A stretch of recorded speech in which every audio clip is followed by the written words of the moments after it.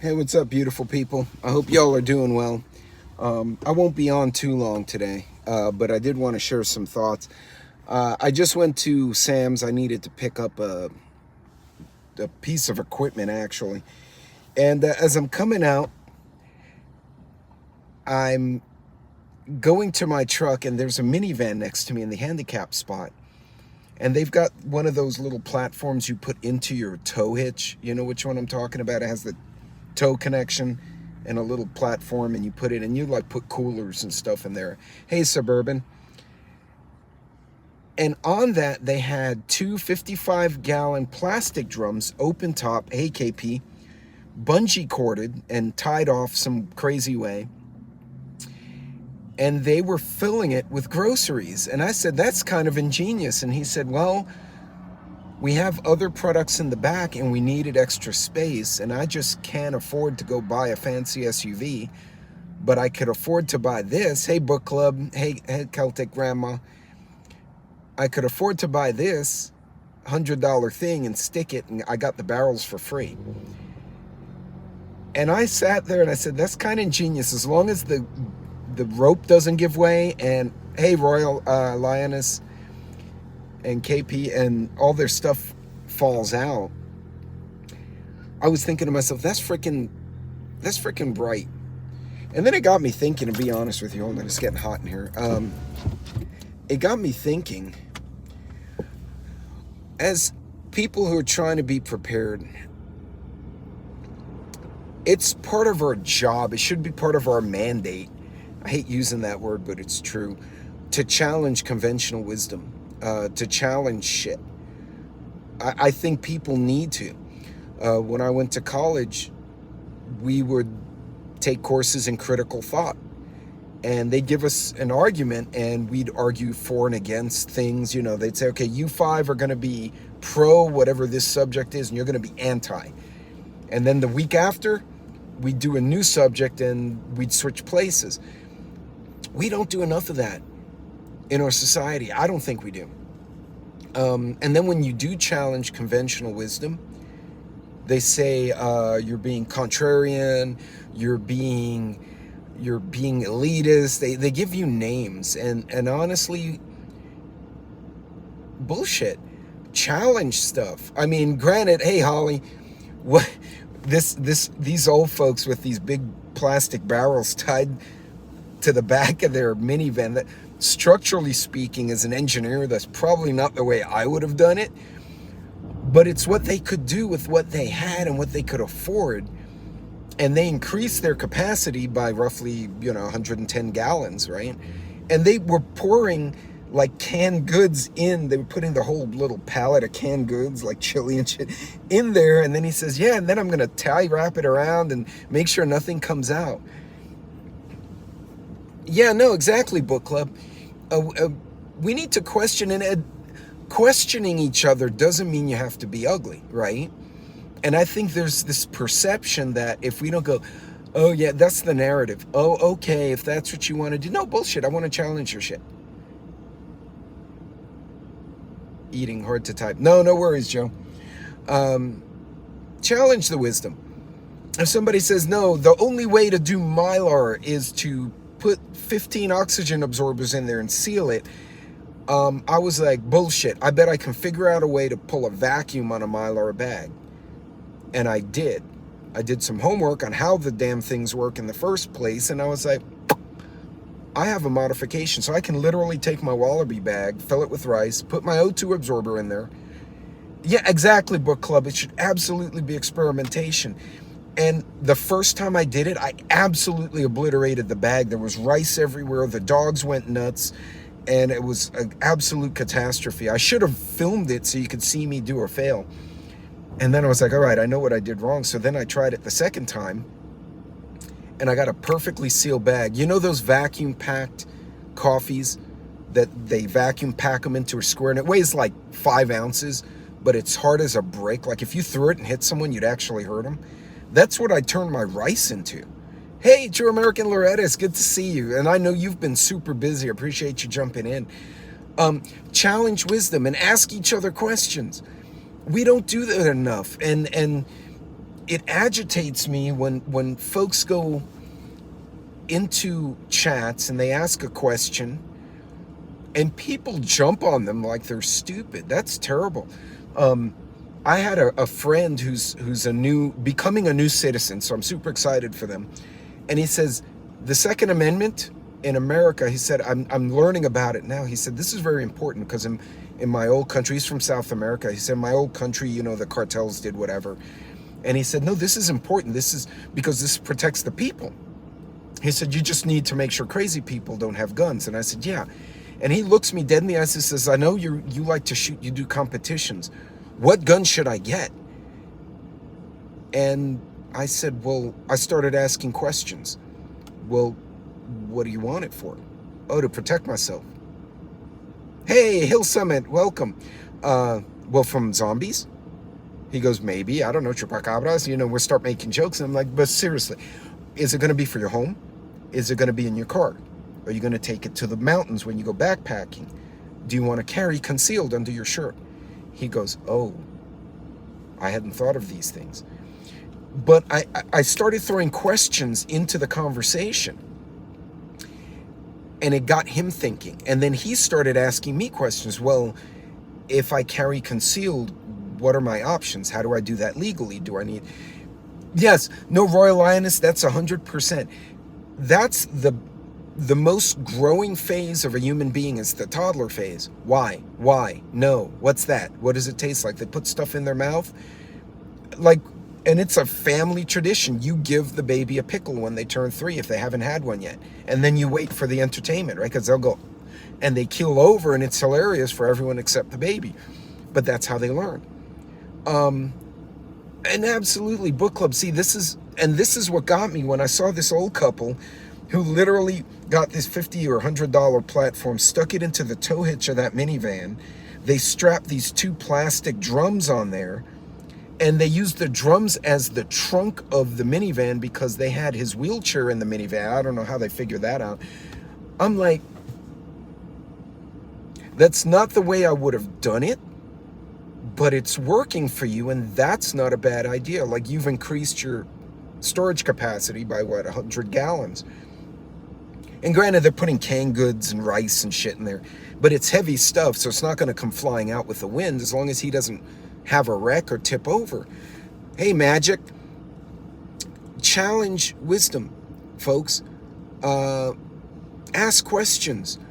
If you ask someone a question and they try to answer and they can't, then that's an opportunity for both of you to learn. If they have a good answer, hey, great. But if you ask someone a question, if you challenge what they say, like, hey, I'm not sure I buy that, and they get very defensive and ugly with you, then that's not really someone you want to deal with. I'm also at that point in my life, I just don't have time for people being shitheads. And none of us should, right? We got to protect our peace. And I'm going to do a whole nother conversation on that. But challenge wisdom, try new stuff. And it just blows my mind. I think we in the community, we kind of get into we must prepare, we must get the whatever, this meal, and we must get this product, and we must click on this link. No, don't. See if you can find it somewhere else. Even when I review a product that I'm affiliated with, right? I'll tell you, check the prices. See if you can find another option. Because I do. Why shouldn't you? Sure, I have ReadyWise, but I have Mountain House. I also Mylar'd my own stuff. And actually, True American Loretta was giving me, when I started the Mylar, I don't know if she remembers, she was giving me a lot of pointers like, hey, make sure you push the air out and make sure that, like, if you try to pull a vacuum on it, that your rice doesn't get sucked into the vacuum sealer, because then you're going to have a whole nother example of problems. I always pissed off the doctors I worked with. They hated me. I caught a lot of mistakes. Well, what's interesting, my person, third person. Oh, that person says. But yeah, like doctors. I was fortunate enough. I moved to West Texas, and I needed to find a new doctor. My dad had a philosophy. You treat your body like your car. You go for regular oil changes, you fill up the tank with good fuel, and you should run fine. Which is funny, but it makes sense too, right? So twice a year, he religiously, like the union paid for the doctor. He went to the doctor and did his annual physical, and then he came back upset because they told him to quit smoking, and he wouldn't. Too many people are in echo chambers, safe places, stubborn. Yeah, no, exactly, Hill Summit. And like I said, hot chili and typing, no mix. Hey, XNYC, how you doing, man? By the way, he just did a great video of him working out at 3 a.m. because he works late. And at one point, he's on a weight machine, but he turns around, and I guess he's adjusting the machine, and I thought he was going to twerk, and I put it in the comment. I'm like, man, I thought you were legit going to twerk, and you and I are not in the age where we should be twerking, but it would be funny. It would make people laugh if we did. So, but make sure you check out his channel, Magic, True American Loretta. I haven't seen you post anything in a hot minute, but there's some content creators in there you want to follow. But folks, challenge the wisdom and challenge yourself. If you've done something all the time the same way, start reaching out to people and saying, hey, normalcy bias can definitely mess people up. And it's hard to catch, it's like, hey, Canadian, you think, gotta get back at it again. Yeah, you should. And let me know if you put new content. By the way, those of you who have channels that have not created in a while, if you are creating something, tag me or email me and let me know you've done it so I can share it, so that we can kind of help each other out. Because the group as a whole, we get some momentum when we start sharing things, especially videos. It starts picking up the algorithm. But challenge the wisdom. I'd always been taught, and we all laugh about this, oh, the can has expired, throw it away, right? And that was when I was a kid. Now I'm as an adult, I'm like, I damn well know that can should still be good, right? I did a rotation before Christmas, before Thanksgiving, while we were getting ready for the holidays, and I found like 15 cans of green beans that technically expired in November. And I've kind of put them to the side, but I didn't want to throw them because they were really, wisdom chases us. We just got to stop passing it. Yeah, random, absolutely. So I started cooking with those green beans, and they're perfectly fine. They're like a month overdue. We all know that they put a safety factor in there, right? They'll say, okay, it expires on this date, but in reality, it'll last another 2 years. But by law, we want to put this. KP just posted a couple of videos. So, folks, check out KP as well. I'm not getting everyone's notifications, by the way. My notifications are coming in days later, and it's really screwed up. But, folks, challenge the wisdom. When you have a new problem, try to find different ways to solve it, because if there's an emergency, if there's an SHTF, you may not be able to go. Joe does post stuff every day. 2 to 3 years. Yeah, it should last fine. Ate some 15 years ago and they're still good. Yeah. Actually, so I opened an MRE that I got in 2017 during Harvey. And I stored it correctly, which that does make a difference for the MREs. I stored it indoors, and I had it in the garage, and I opened it up, and I just taste tested it, and it was perfectly good. I mean, I think it was good. It didn't smell. It didn't have bugs. I sadly ate the peanut butter and cracker, which was edible. Immediately clogged myself up for 48 hours. So don't do that, because that peanut butter will clog you up. But edible. Challenge, experiment. I think I posted the video of me with the taking the flour. Yeah, MREs will clog you up. We took the flour and I vacuum sealed it. I don't know if you guys saw that short. And then I opened it 18 months later and poured it into my mason jar on my counter where I keep my flour. And it was good. I've made bread with it. So, try some new stuff. Thank you, Loretta. I appreciate you doing that. I really do. Challenge.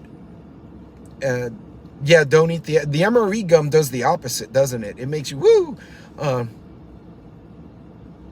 Tasted like Petro, but I guess he's fine. But yeah, folks, challenge the wisdom. Come up with new ways. And honestly, if you're a creator and you find a really neat way to do something and you're willing to share it out. Share it with the community. Challenge what you think you know. And you may prove yourself right. You may be like, oh yeah, I tried to do this a different way and I caught fire. So that clearly did not work.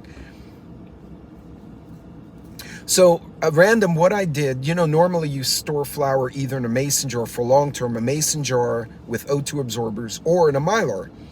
And I said, well, what if I'm in a bind? What if I can't find Mylar and I don't have a mason jar, which is basically what happened. So what I did, I poked holes it was the 1 pound flour, right? The little one. Hey, Irishman, poked 2 holes. I put it in a food saver bag. I pulled a vacuum on it and I was patting on it to get all the air out, and leaving it in the bag prevents the powder from going into the vacuum sealer and screwing that up. And it pulled it into a really hard seal. And then I sealed the bag and I said, so I did like 5 of them.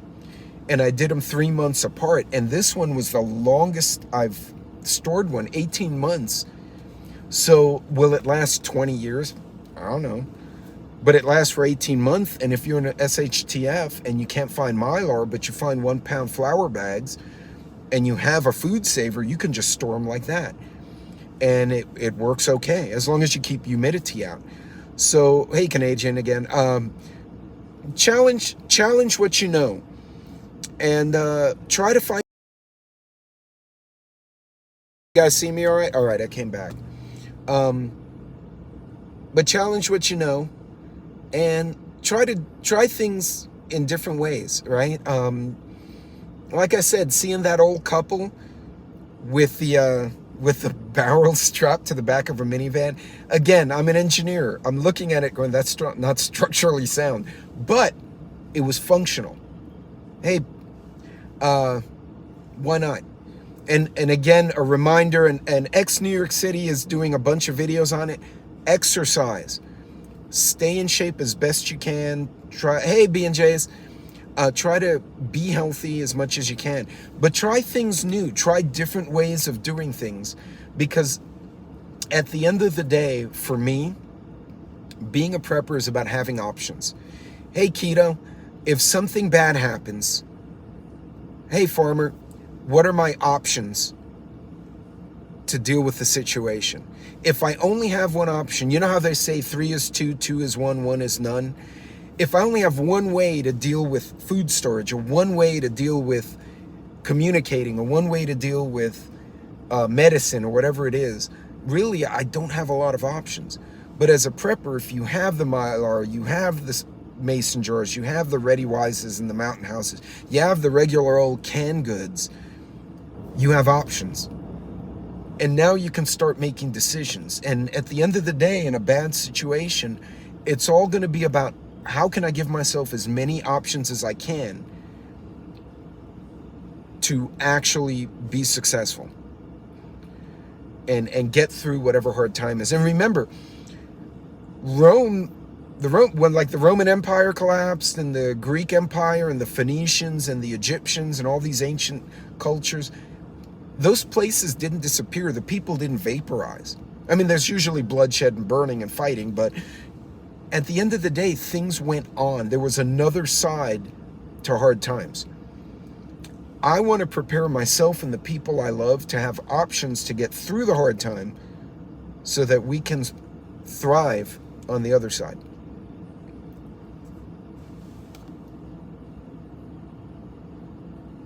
Well, yeah, Joe, exactly. Like, Spain didn't know. There were so many sub caveat and sub societies. Folks, at the end of the day, you want to have a lot of options. So challenge, to the point of the title of this video, challenge your thinking. Challenge. Thank you, True American Loretta. I appreciate you. challenge what you know, and try new things. Experiment a little bit. Don't be afraid to fail. If you make a mess, as long as you don't hurt yourself, you make a mess, you spill flour, the dog runs off with some dried fruit, oh freaking well. You know what? Now you learn something. Even if you learn how not to do something, that's valuable information. It's better to learn how not to do something when times are good or times are stable, and not make mistakes when there's people rioting in the streets or there's a fire or God knows what other catastrophe falls on a person. Now's the time to learn. So, folks, Loretta put a bunch of links in the chat. Thank you, Loretta, again. I really appreciate it. Guys, I gotta get home because I gotta get some work done on one of the walls in the house. But in any case, folks, be safe out there. Be careful. And challenge the conventional wisdom. Learn some new stuff. And try different ways of doing things so you know all the options you have if things get hard. And if they don't, you learn something cool. So, but you guys, be good, be safe, have a great evening. And I think Hudson Valley comes on tonight at 7:30 my time. I can't remember. But anyway, I will talk to you all later. You guys be safe. Take care.